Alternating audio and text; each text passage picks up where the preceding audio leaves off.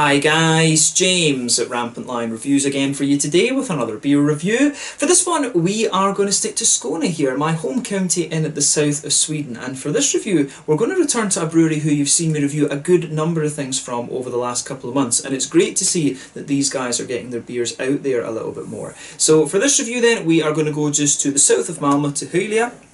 And we're having a look at yet another beer from Hyllie Bryggeri. This one is their Finpilsner, nice Pilsner if you want to translate it into English, and as the name suggests, this one is a German style Pilsner beer. Comes in at 4.8% ABV, and hopefully this one turns out to be very, very nice. Basically, I'm reviewing this beer for you on the back of the Skånsk Lager review that I did for you in May, and that was just a beautifully done beer. May well be my favourite one that I've had from Hyllie Bryggeri so far. I was always a big fan of the Hyllie Pan, which is a really old school, almost homebrewed feeling IPA, actually Simcoe and Citra, and you know, I'm sure it's US05 yeast that was in that, so it was a really properly old school, very nostalgic West Coast style IPA. And the other beers I've tried have been good, but the Skånsk Lager, I just thought in terms of authenticity and things, it was just, you know, very, very, very nicely done. That's could well be the best quality beer that I've had from these guys so far. So this one was recommended to me by people in the comments section on that video.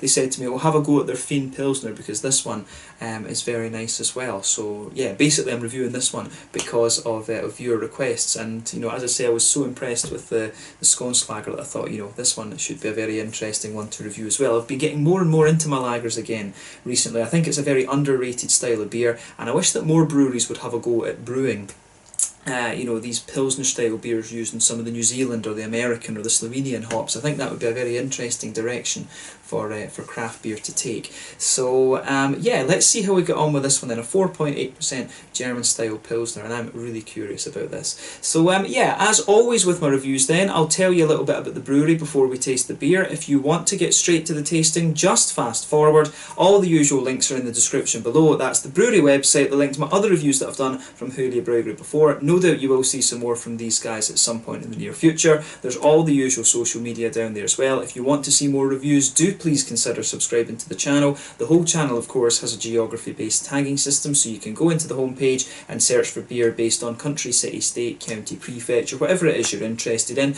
Do check out the playlists of beers from different countries. There is one there for all the Swedish beers that I've reviewed for you. That's constantly being added to, and as always, please do get in touch and let me know some of the other beers and breweries that you guys would like to see me review. It's always great to hear from you guys that are watching the videos, and the support that you show the channel is hugely appreciated. So anyway, to tell you a little bit about Hyllie Bryggeri then. So as I say, these guys are very, very local to me. So Hyllie Bryggeri started off as the homebrewing experiments of Michael Nathorst, who's from Vintria, just a few minutes to the south of Hyllie, which you'll find in the southern part of Malmö, in Skåne, in the very south of Sweden. So for a number of years he was a home brewer, and he built up his own brewery in his garage, and this was where he was experimenting with lots of different beers with his friends. He started brewing there in around 2013, and he worked for a number of years as a plumber. And for a period of time he was working 4 days a week as a plumber and then 1 day with the brewery. But he's good friends as well with Torsten Ekne, who is the original owner of Beerditch. I think, if I'm not mistaken, I think he was one of the ones that commented on the last video. But yeah, he was very good friends with Torsten Ekne, who's the original owner of Beerditch in Malmö. And when Beerditch began, Michael decided to turn his garage brewery into a properly fully fledged professional brewery, if you like. So he registered Hyllie Bryggeri in 2015 as an official company. Over the next few years they kind of built their reputation a little bit. They got their beers out there to bars in the local Malmö area, and you know, put the beer in restaurants and things like that as well. But later on in 2019 the brewery joined forces with Psycho Pipes and Limhamns Brewery to form a new company that owns a brewery building, and it's there that the three companies were brewing their beer for a little while. They've got a 1,000 litre brew kit there, and they were hoping to open up a tasting bar at this place, but apparently this arrangement didn't work out. So now Hyllie Bryggeri is based on a farm just outside of Vintria, where Michael is from, of course, just to the south of Malmö. They said the agreement didn't work out. I didn't ask really what the reasons for that were, but yeah, apparently this agreement didn't work out. Maybe things over capacity and stuff like this, brewing days and stuff like that. But as of May 2020, they've produced around 55 different types of beer, and I've reviewed maybe this is maybe review number 7 or so, 6 or 7, something like that, from Hyllie Bryggeri. But yeah, these guys, in my experience, they've done some really quite nice beers. The Hyllie Pan is a little bit of a classic, very nostalgic beer that I recommend that you try. I've had, there's the appleseed and the grapefruit and orange version of Hyllie Pan, both of which were quite interesting. I like the grapefruit one better, which I didn't expect. I thought I would like the orange one better. I had a sour beer from these guys recently, and I also had a collaboration, either stout or porter, that they did with Finpilsner, in Landskrona. So yeah, I've had some good experiences with these guys, but I think probably the most impressive beer that I've had from them so far was the Skånsk Lager, and from what Michael told me, that one is going to be a regular beer, actually. So very, very curious to see how that one does when it goes all across Sweden, because I think that's one of the most authentic Pilsners I can think of that I've had, outside of the German ones, of course, and the Czech ones, right enough, the Pilsens, as the Czechs would call them. So yeah, a really nice little brewery, this one. It's nice to see that they're getting their beers out there a little bit more, and if you are watching from Sweden, have a go at the Skånsk Lager, and if this one's good, have a go at this as well. So yeah, that's all you need to know about Hyllie Bryggeri for the moment. If you want to learn more, check out the brewery website. You can follow them on Facebook and Instagram to keep up to date with all the latest goings on, and of course you can check out the Rate Beer, Untappd and Beer Advocate pages to learn more about all the different beers that they've done. So yeah, let's get on and have a little taste of this one then. So as I told you, this one is a 4.8% lager beer, and apparently this one has a little bit of Citra hop in it as well, so I'm really curious to see how that turns out. As you can see with this one, the artwork is typical of what you'll normally find from Hyllie. Their beers have this kind of same label, but basically just a different colour depending on what it is. The original Hyllie Pan has is a limey type green. I'm sure the appleseed one, the orange one, had a darker green, and then the grapefruit one had like a purpley colour, and then of course you've got this guy which is a kind of luminous yellow type thing. But the Skånsk Lager has slightly different artwork, of course. But there you can see on the bottom corner there is the Hyllie brewery symbol with the famous Hyllie water tower, which you'll see if you come across, if you're going on the train past Hyllie, either to Copenhagen or down to Trelleborg or whatever. So yeah, nicely presented, this one. It says this one, it's basically, it's dry hopped a little bit with Citra to give it a more fruity character, unfiltered for a full flavour, and is that like a smooth Pilsner Schänzler, so a smooth Pilsner type feeling. So yeah, this one should be very, very nice actually. As I say, I was very impressed. This one has a little bit of wheat malt in it as well, so I'm interested to see how that affects it. But plain black bottle cap on this one. It would be cool actually if they managed to get the wee tower in white or something on their bottle caps, but I think that's quite expensive for them to do. But yeah, 4.8% Pilsner beer. Let's get this guy out and we will get on with the tasting then. So yeah, let's go for it. Ooh, this one smells, you can smell the grassiness off this as soon as you pour it. There we go. Really curious about this. Look at the nice head on that as well. I gave it a bit of an aggressive pour, in fairness, but I don't think that will affect it too badly. But yeah, as you can see with this one's poured a really nice kind of rich golden straw colour. You can see there's about a solid finger and a half. Well, no, it's not a finger and a half, I'm exaggerating. It's actually just over 1 finger of a frothy white head, but it's a middle fat finger. Yeah.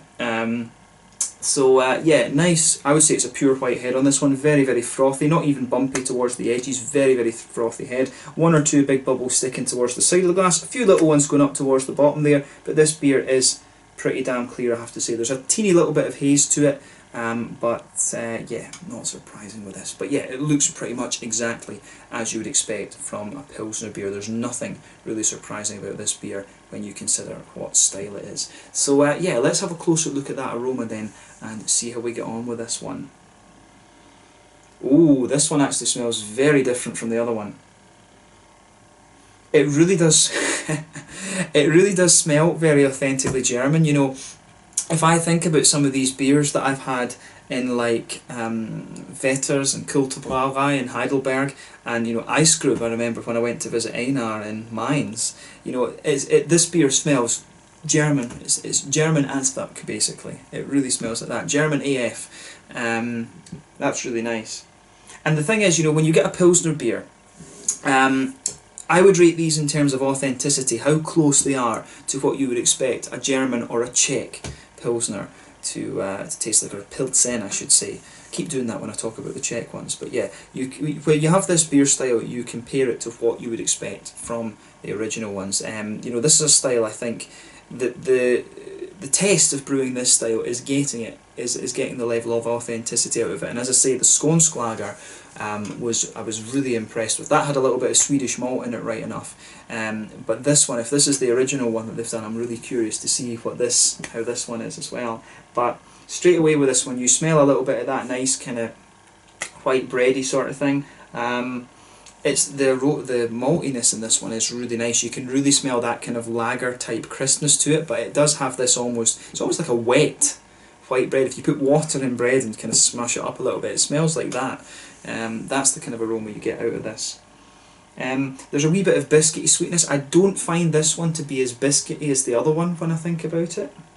There is a wee bit in the middle of the nose. You do get a little bit of that McVitie's digestive thing, but I really don't find that to be as strong in this one as I did with the other one. This one to me is definitely a little bit more kind of sort of bready and things like that. This is definitely more of a kind of bready leaning Pilsner in my mind.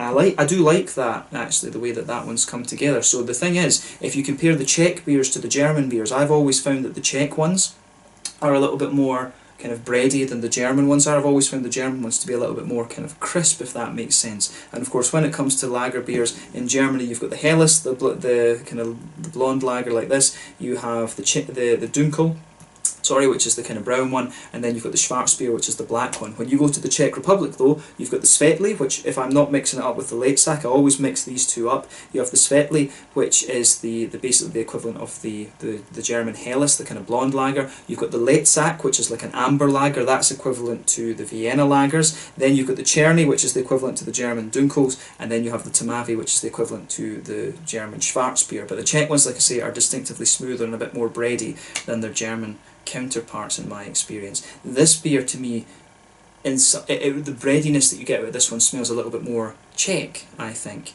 And of course the original Pilsner is Pilsner Urquell, original source it means. So yeah, that's one of, I don't really drink beer outside of the beer videos, but probably my two go-to beers would be the Leffe Blonde or the Pilsner Urquell. You can't really go wrong with either of those. So this is why I love reviewing Pilsners. I love craft lager beers, and my friend Peter at the Clueless Drinker, he's a huge fan of these traditional German style beers, but the malt base in this really smells very Brauhaus like. It does smell very kind of authentic, but as I say, it's a bit more bready, like I say.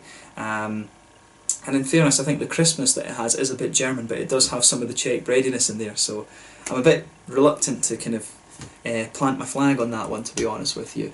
But yeah, on the hoppy side of things, again, it's what you expect. It's definitely got either Sats or Hallertau or Tettnanger or something like that in here. I'm sure they told me that in the Skånsk lager it was Hersbrucker was the one that they used, which is a Hallertau hop, Hallertau Hersbrucker if I remember right. There's lots of different German hops. I mean, you have the Hallertau, the Tettnanger, these are the lower alpha acid ones. You've got the Perl, you have, I'm missing another one there is another one. That's slightly thing. You've got the what's the other one? Hercules. You do have Hercules, and I think there's a slightly stronger one than that as well, actually, in terms of alpha acid. And of course you've got Mandarin of Bavaria and Hallertau Blanc. There's higher alpha acid hops coming out of Germany now, but this one really has that very distinctive bright earthiness, a little bit of a kind of bright floral character, and you've also got some nice some nice grassiness to it as well. The fruitiness is kind of what you would expect. It's got that nice little bit of that kind of peary ester, that sort of grassy, citricy kind of thing. And the interesting thing about this as well is you can get a little bit of the kind of mangoey notes from the citra, but I don't think they're overly obvious, to be honest with you. I actually, if I was blind smelling this, if I didn't know there was citra in this, I don't think I would guess there was, to be quite honest with you. I don't think the citra really shows its head all that much in this beer. So yeah, I mean, there are wee teeny hints of tropical fruits. It does smell a little bit more fruity, but it almost smells a little bit gooseberry-like, actually. And gooseberry is one of the complexities that you can get from citra. So the aroma of this one is quite interesting on that point. If I didn't know there was citra in this, I don't think I'd guess to be honest with you. So yeah, the aroma of this, I think, very authentic, and I do like it. I could spend all day smelling lagers, but let's have a taste of this one then. So this one is the Finpilsner, coming in at 4.8% ABV from Hyllie Bryggeri in Finpilsner, just to the south of Malmö here in Sweden. A recommendation from fans of this brewery. Let's get stuck in. Slange, skål.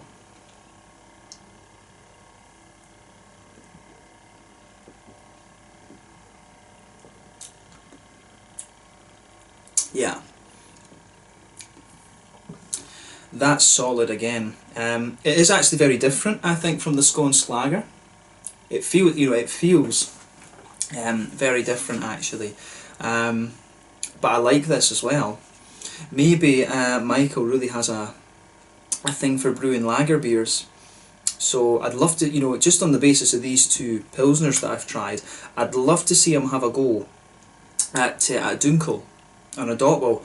Yeah, a Dunkel would be good, a Schwarzbier would be quite interesting. I'd love to see what he could do with that, but a Doppelbock I think would be a very interesting project for him, because the Doppelbock is basically, it's basically like a Dunkel lager on steroids, to be honest. I'd love to see him, he's obviously got a knack for this lager style, so, more power to him actually. The lagers are difficult to get, so it'll be an interesting route for Hyllie Bryggeri to take, to do some more lagers with the American hops and things like that in them. Because I think he really has, he's got a solid, he's produced two lager beers that are quite different in character, I think, but they're both equally as solid, if you like. I really like this one as well.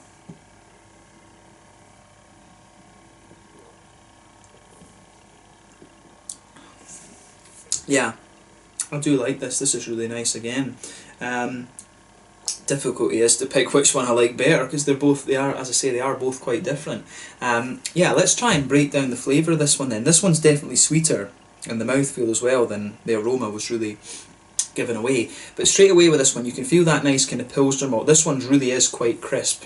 So I think it really does lean a little bit more towards the German side of things. I think the level of crispness that this one has pushes it into the German part of the spectrum for the Pilsner beers.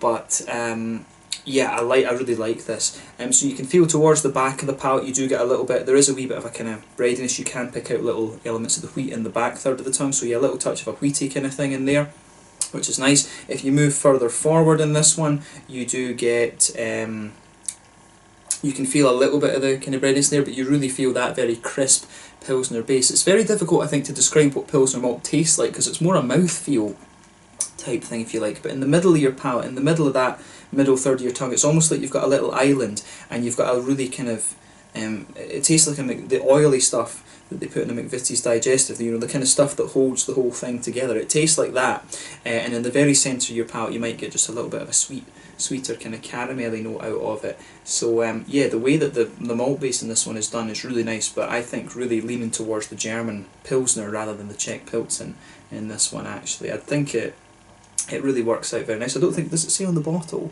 whether it was intended to be German or whatever? No, it doesn't. But if it's called Pilsner, then yeah, that kind of means German. But I think not many people say Pilsen in this one. Pilsner, of course, is the German name for that city, because Bohemia, it was a kind of mix of Czechs and Germans that lived there historically.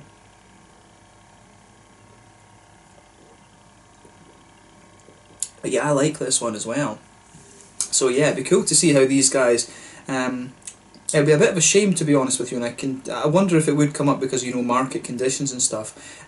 Both of these lagers, I think, Skånsk lager and this one, are really damn good. So it'd be a shame if they have to kind of choose one because of what Systembolaget tells them. Actually, I think it'd be a terrible shame, because both of these are very nice. It'd be nice if they could rotate them. 3 months. For 6 months of the year, you've got the Finpilsner. Or you could have this as the summer lager, and then the Skånsk lager could be the regular one. Because this one does strike me as being just a little bit more kind of summery, to be honest with you. I think that's it's a kind of sort of vague description, that, but this one does strike me as just being a little bit more summery, to be honest. But yeah, let's move on to the hoppy side of this beer then. The malt base is really crisp and very nicely done, I have to say.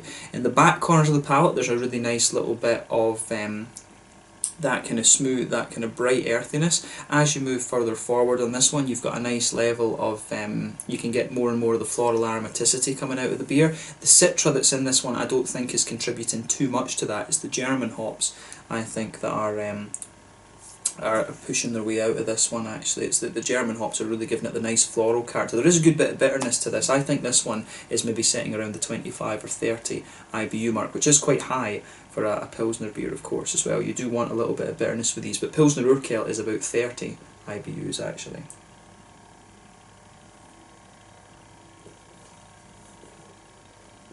But yeah, solid stuff. I really like this one as well. Around the front curve of the tongue, as I say, you get a little bit of that lighter but brighter grassiness, and then behind the front curve of the palate, you've got that nice oily bubble where those juicy fruity esters start to push their way out of the beer. So for me, this one, it is quite citricy, this one, I would say.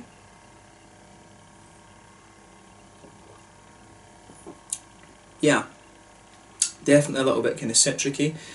You've got a really nice, how do you say, you really have a very nice sort of lemony, grassy, citricy one bit to this one as you move further forward on the tongue.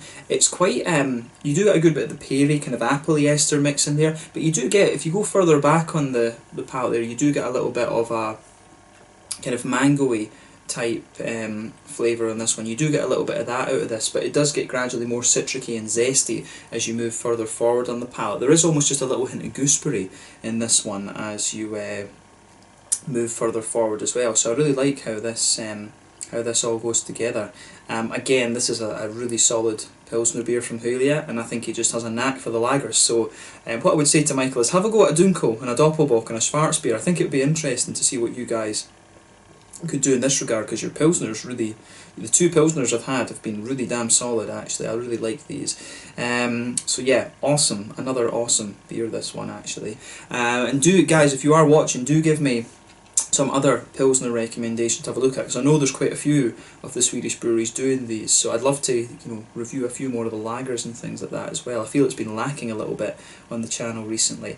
But yeah, in terms of the mouthfeel then, I'd say this beer, it's fairly light-bodied, I would say. Yep, fairly light-bodied. It's got a nice oily character to it though, so I'd say it is quite light, but it leans towards the oily end of the spectrum for this style. Good little bit of crispness to the carbonation. As I said earlier, I think the bitterness on this is 25 to 30 IBUs, which is nice. You've got a good bit of, you've got a nice little sweetness to the malt base there, but you've got a hell of a lot of crispness to this one as well. I really think it's in that German end of the spectrum, and you've got some nice kind of fruity qualities in there as well. A nice little bit of citric note, but also a little touch of a juicier, more oily, fruity character to the beer as well. So yeah, this one, I have to admit, I've really enjoyed this one. So yeah, big thumbs up to Hyllie Bryggeri for this beer. I think it's turned out very, very nicely actually, so it gets a big thumbs up from me, this one, I have to say. So yeah, let's leave it at that for this one. I think this is an awesome beer, and as I say, I think Michael has a knack for the lager, so I hope there are a few more different ones to come over the next little while. But yeah, try this one or the Skånsk lager. This one I think is a bit more crisp and summery, whereas I think the other one is a little bit more kind of, I think the other one's a little bit smoother, to be honest with you, but it does have equal levels of crispness. This one I think is a little bit more bready, whereas I think the other one is a bit more kind of biscuity. I think that's probably a good way to summarise these up, but this one has a bit more crispness, I think, as well. So yeah, let's leave it at that for this one. Another awesome beer from Hyllie Bryggeri. As I say, these guys are very small, but they are very capable, even more so in this lager category. I think the two lagers, I think, might have overtaken the Hyllie Pan. It's my favourite beers that I've had from these guys. So yeah, check out this brewery and enjoy these beers. I need to get a bottle of this to Peter at the Clueless Drinker as well. I need to take him some of these lager beers because I think these two are very good. So yeah, once again, thank you for watching my beer reviews. Until the next time, please like, subscribe, share, all the usual YouTube stuff. Let me know your own thoughts on this beer in the comment section below. Let me know what your favourite beers are from Hyllie Bryggeri as well. It's been great to return to these guys. It's nice to have more beers from them as well, because before it was quite difficult to get a hold of their stuff. But thank you again for watching. Check out this brewery, check out my social media, and I will catch you guys later. The Finpilsner at 4.8% ABV from Hyllie Bryggeri and Hyllie here in Skåne in the south of Sweden. Slanja, skål, cheers.